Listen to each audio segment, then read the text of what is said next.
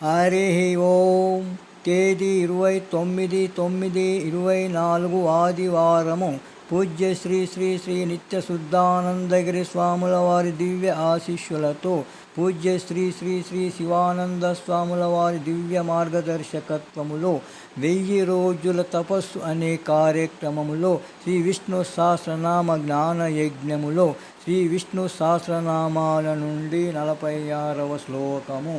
విస్తారహస్తావరహస్తాను ప్రమాణం బీజమవ్యయం అర్థో నర్థో మహాకోశో మహాభోగో మహాధన. విష్ణు సహస్రనామాల నుండి 432వ నామము మహాకోశ. ఓ మహాకోశాయ నమః. పంచకోశములను ఆవరణములుగా కలిగి ఉన్నవాడు నారాయణుడు.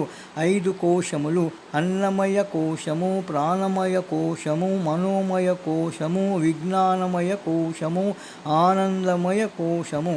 నారాయణుడి అన్ని కోశములకును అతీతుడు.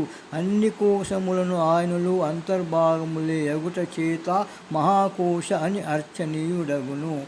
గోపాలకృష్ణ భగవానికి జై.